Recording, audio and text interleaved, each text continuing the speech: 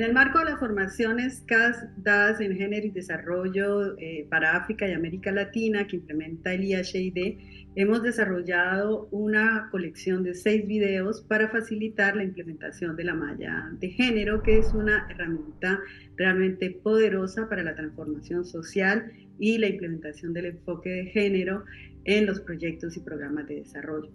Les invitamos a descubrirlo. Taking sanitation as an entry point, the Overdue project sought to understand why gender inequality keeps on being perpetuated on a daily basis across African cities. The web of institutionalization, developed by Professor Karen Levy, was a critical resource in that respect. It helped us, on the one hand, to understand the key power points where these inequalities are rooted, but also to find ways of developing actions and strategies that can transform these inequalities. We are now really thrilled to see that the experiences of 4 of the 7 cities that took part in the project are being used to show how the web of institutionalization works. This is how it works in terms of diagnosis, but also as a critical feminist tool for action and research.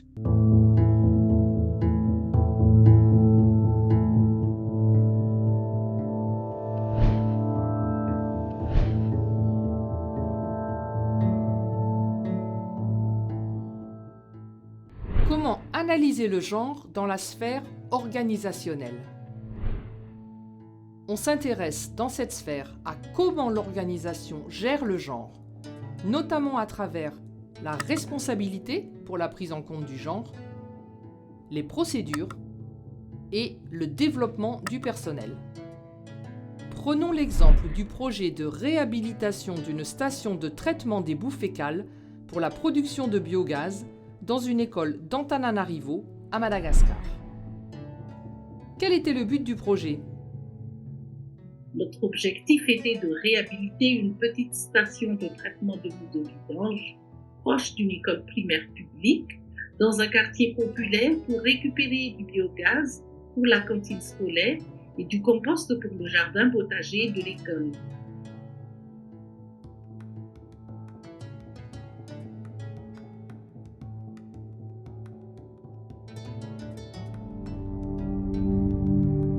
Pour situer la responsabilité pour la prise en compte du genre, on identifie qui sont et où sont placés les responsables ou points focaux genre. Quel est leur rôle, leurs compétences, leurs valeurs, leur pouvoir d'influence sur les politiques et les budgets. Et enfin, quels sont leurs budgets, procédures et outils pour travailler.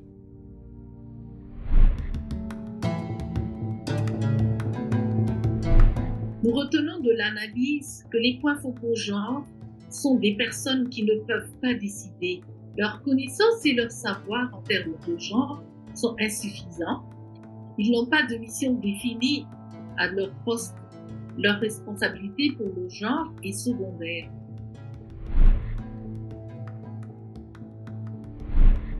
Elles ou ils n'ont pas non plus forcément la capacité d'influencer les décisions de leurs supérieurs.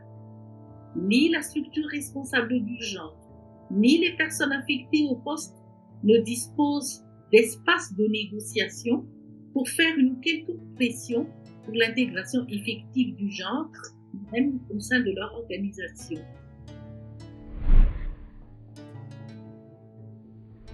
Ils n'ont pas de budget propre, ni de feuille de route pour mieux faire en termes de genre. Nous appliquons ici une analyse de genre sur les procédures internes qui régissent la gestion des politiques et des programmes, la gestion du personnel, la gestion spécifique des questions de genre, mais aussi sur les procédures externes régissant les relations avec les partenaires ou les citoyens.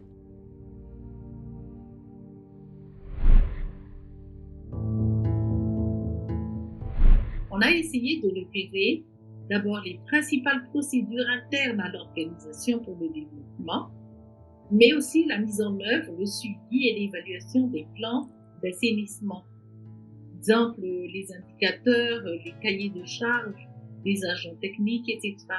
Nous avons identifié des procédures qui représentaient des formes de résistance ou des freins par rapport aux changements nécessaires à la promotion de l'égalité de genre.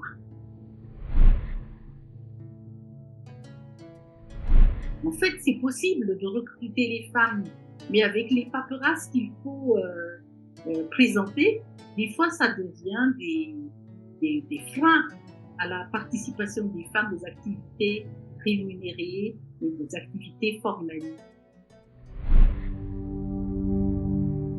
L'analyse genre du développement du personnel s'intéresse à la fois aux équipes, leur composition sexospécifique aux différents niveaux de l'organigramme et selon les métiers, leur niveau de compétence en genre et leur accès à la formation sur le genre, et aussi leurs apports aux projets, politiques, méthodologies.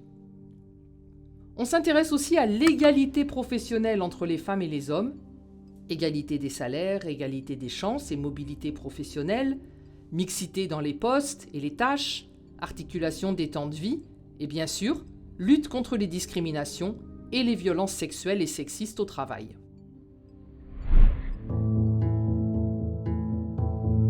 Pour ce qui concerne les compétences en genre des partenaires, nous avons vu des obstacles qui bloquent l'intégration effective du genre au sein des organisations. En fait, les personnels des partenaires ont reçu des formations. Ils connaissent les outils, ils peuvent les citer, mais dans l'opérationnalisation de ces outils, il y a problème.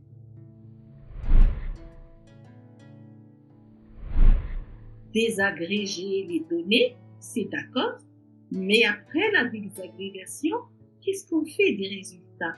C'est là les questions de compétences qui ont été observées. Sur le plan de l'égalité professionnelle, nous avons constaté que les inégalités subsistent et le stéréotype de genre est encore difficile à déconstruire. Les décideurs sont des hommes et les femmes sont des subalternes. On a vu des efforts en faveur de l'égalité des chances, par exemple pour faciliter l'accès des femmes aux formations. Les femmes montrent souvent plus de disponibilité pour approfondir le genre. Toutefois, elles attendent parfois d'avoir le temps et d'être moins prises par leurs obligations reproductives pour accepter de valoriser leurs compétences.